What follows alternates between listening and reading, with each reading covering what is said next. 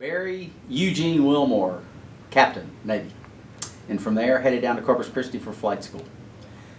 Went through the initial flight school, primary flight school. Of course, I joined the Navy because I had this, dream of maybe potentially landing on aircraft carriers. So the first wicket to do that was to select jets out of primary, which fortunate enough to get that. Amazed that I am even there. I mean, in 1986, the movie Top Gun came out. Now I had already, done all my paperwork. I didn't know anything about anything. I thought an F-16 was a Navy airplane. I didn't know. I knew nothing. I didn't even know it was an F-16. I could just tell you what it looked like. And somebody eventually, well, that's an F-16, that's an Air Force airplane. So I didn't know anything. So I'm signed up, heading towards the Navy, though I wasn't there yet, and Top Gun comes out. And Top Gun, looking at it now, is a very hokey movie. But the first 5 minutes, when the slow motion and steam from the catapults and all the F-14 and the launching, that was way cool. The music, So, and here I was getting to live it.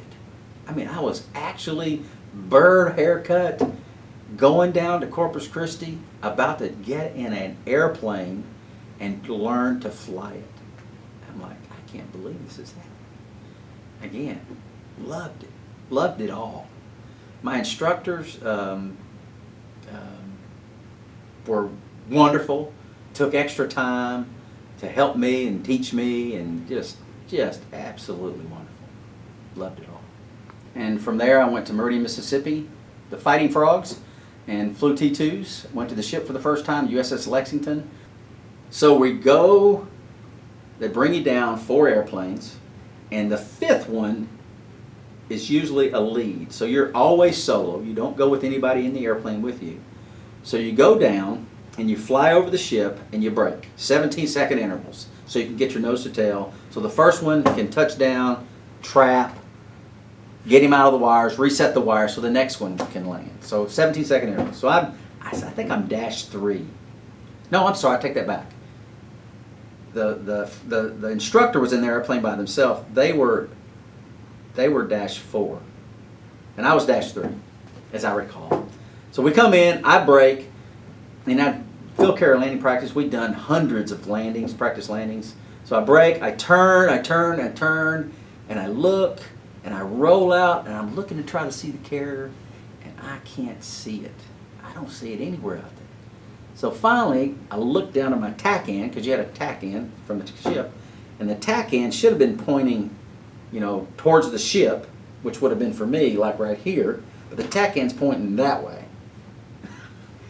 What I had done is I'd done a 270-degree break. Instead of 180 degrees, I had turned an extra 90 degrees and was flying, the ship's here, and I'm flying in front of the ship. Now way out in front of, miles in front of, because I waited my 34 seconds from the time the first guy broke. And I looked over and I go, oh, wow. So I just kept turning. Came all the way back around, and the instructor was a female. I don't remember her name. She never said a word. I mean, you could get downs, fail. She never said a word.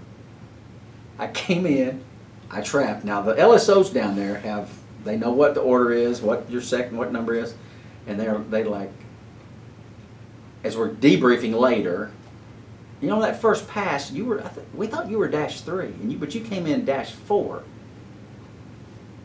And the female instructor said, we worked all that out.